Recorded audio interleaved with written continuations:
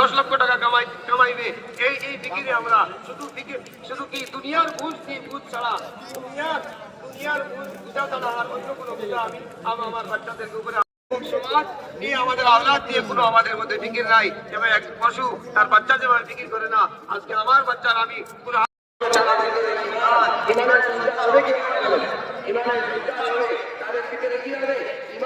ইমান আসবে, আমলের জজ্বা আসবে তাদের মধ্যে।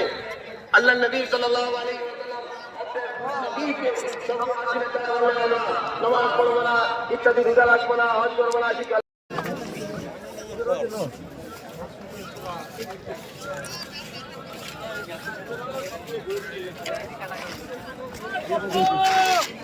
হুকুমের মধ্যে তারা নিজেকে নিয়োজিত রাখেন। এই সিফাত ওয়ালাদের সাথে যখন বলবো, যেমন করে মিসালটি বুঝিয়েছেন, মুরগির ডিম যখন মুরগির কি পরের নিচে যখন রাখা হয় 10 বার 15 দিন পরে কি হয়, বাচ্চা যখন আসে মুরগির পরে গরমের দ্বারা এটা যখন জান ধরে আসে, তাহলে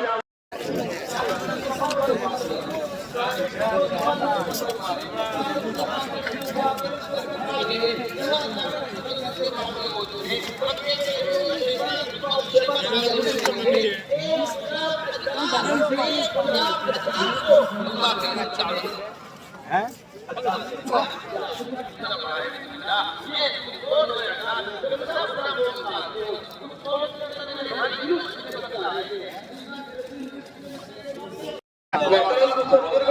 এই জায়গার মধ্যে আমার হচ্ছে কোন অবস্থায় ওরা মুতাসির হতে হয় না।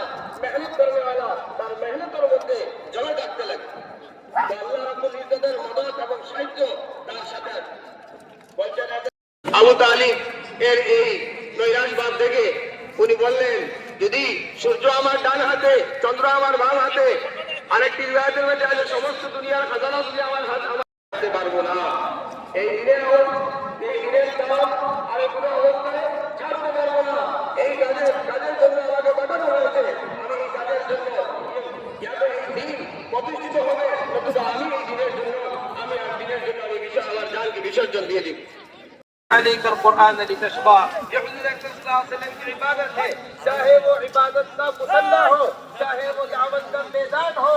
अल्लाह के रसूल सल्लल्लाहु अलैहि वसल्लम हर जगह पर अपने आप को पूरी जान लगाया, पूरी मेहनत किया जाए, पैरों के ऊपर भरम आ जाए करके भी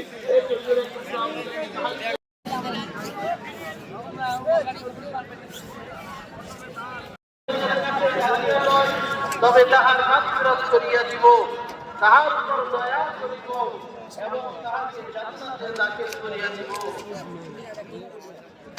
আইসো এবং সে মুহাম্মদ সাল্লাল্লাহু আলাইহি ওয়াসাল্লাম তাহার